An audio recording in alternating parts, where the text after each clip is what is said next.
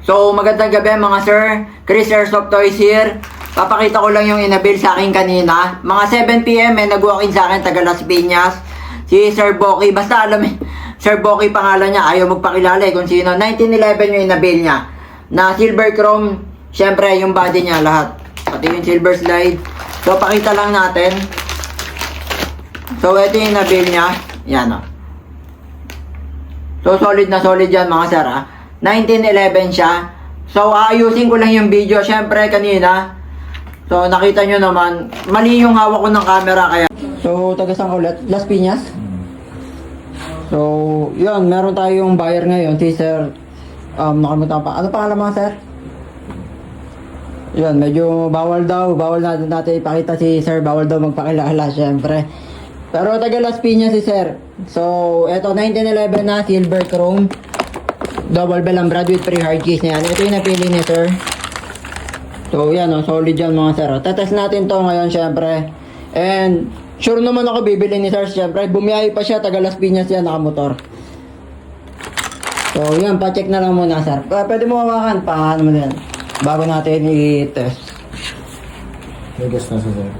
Wala pa. So, yan. Try mo lang. Tapos yan, syempre, ano na yan, metal na yung body niyan. So, yung handle niya, yung grip lang niya, may, yan, color brown yung handle, yan. And, yan, metal na metal yan, silver chrome yan, silver slide din, syempre. Yung body rin talaga, silver na rin. And metal na. Pwede mo tanggalin yung ano, sir. Yung magazine yan, check mo, yan mabigat din, di ba? Metal din naman. Yun. So, try lang natin sa karton, Teka. Na lang dito para makita mo din sa YouTube yung paano maglagay ng green gas tsaka bala. Pakita ko sa'yo. Hindi, itong cellphone sir, pakihawakan na lang.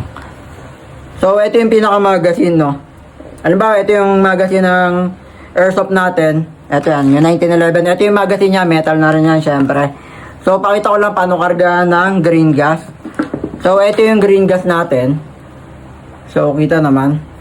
So, diretso lang sir Diretso, nandito naman si sir, makikita naman niya yan. So, ganito lang yung pagkarga. Yan, kita mo ba? 5 to 8 seconds lang yung pagkarga. So, ganun lang Simple lang. Then, yung paglagay ng BB o bala. Hindi, di ba nung ano tayo, ewan ko lang. Siyempre, nung bata ka rin, naglalaro ka rin. Yung dikas Di ba meron ng dikas sa ibabaw naglalagay ng BB o bala. Dito. Pero sa mga airsoft gas type automatic, binababayan yung spring natin. Dito ako maglalagay sir na So dito tatry natin.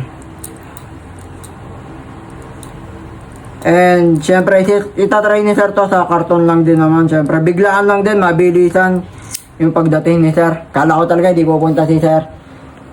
So okay na yan sir. Since automatic na siya, okay na, try mo na lang din sir. Yan, ikakasa mo lang yan, sir. Ikakasa mo lang yung Yan, try mo lang sa karton yan. Yun,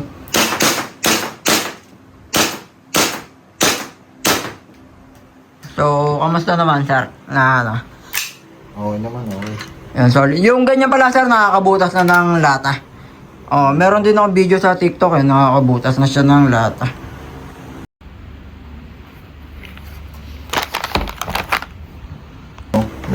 May kasama na. Hindi, makakailang... Itong ganito? Hindi, makakailang pag nagkarga. Pagka nagkarga niya, 5 to 8 seconds. Yung, halimbawa, 5 to 8 hanggang 10 seconds maximum yan. Umuubos siya ng 3 magazine na puno. Paano mo lang? 2 to 3 magazine. Hindi na siya puputok, sir. Pakita ko lang din, paano. So, halimbawa, ito yung pinaka, mo. Yan, nagtanong si sir, paano daw malalaman? Pagka wala ng, So, eto sir, magtatapon lang tayo ng para lang din malaman mo, syempre, na sa totoo lang, mahal ang green gas talaga, kaya hindi talaga dapat nagtatapon. Syempre, baka, ipakita ko lang din paano. Eto, pansinin mo, medyo matigas, hawakan mo, sir. Huwag mo lang pindutin, Yan, matigas, di ba? Hindi napipindot. Pero ito, papasingawin ko. Yan, pindutin mo na. Try mo ibalik ulit sa, dyan sa, yan, sa pinaka-unit mo, sa airsoft mo. Kahit anong kalabit mo, sir. Yan. So, yan, pindutin mo lang para yan, kalabitin mo. Hindi na puputok, di ba? Hindi na siya puputok kasi nga, wala nang laman na green gas. Pero try ulit natin lagyan ng green gas. So balik mo lang. Wala na kasing bala kaya magkakak talaga siya. So putok mo, try. Yun, puputok siya pero magkakak walang bala. Parang totoo. Ganyan din yung sa mga ano eh. Pag wala nang bala. Pero may laman pa rito. Ah yes, may naman. Try mong pindutin, matigas na yan. Yun lang. Gusto niyo, ito ba? Oh, yun. Ganun lang siya, sir. Gano. And ito yung primo. Yan, 2,000 pesos na bibis o bala. Yan. Nakasealed naman to. Then, yung green gas, nakasealed din yung green gas, sir. Yan, bagong-bago yan yung green gas natin. And kagandahan lang talaga sa double bell, may extra nozzle. Yung nozzle, pamalit to. Na halimbawa, mapudpud. Ito naman yung cleaning rod, pantanggal na, in case lang na magbara. And ano pala, sir, explain ko lang sa'yo. Yung bibis natin na bala, ito, sir, bawal siyang ulitin ulit. Halimbawa, naiputok mo na. Di ba yung mga pinutok natin na, yan yung mga inanong bala. Yun, baka sabihin mo, yung iba, maisip mo, i-recycle o baka buo pa. Possible yung buo pa, pero, makikita mo, hindi mo lang mararamdaman, pero pwedeng may crack na. May crack na sa loob ng, yung pinakaloob ng bala. Kaya, yun, pagka naiputok mo, pwedeng kumalat o sumabog doon sa loob ng pinaka-unit mo, mag-cause ng troubleshoot. Yun lang din yung reminder lang din, sir. Na, yun, ulitin ko lang din, bawal talaga ulitin na yung pagka nagamit na, bawal na siya ulitin ulit. Mabilisan lang talaga, decided na yata si sir. So, payment, sir, ayaw talaga magpakilala ni sir, mahihayin talaga. Bawal talaga, sir. Bawal, magagalit. Magagalit daw si Mrs. Ayaw din. Di pa na. So, ito yung nabil ni sir, M1911 na silver chrome. Yung, syempre, yung lahat yan, body niya, silver din. And, syempre, package niya, ito yung green gas. Then, 0.20 na BBs, 2,000 pesos ang laman. So, yun, napaka-smooth lang ng transaction, mabilisan to. Yes, sir, thank you, Thank you, boss. Thank you.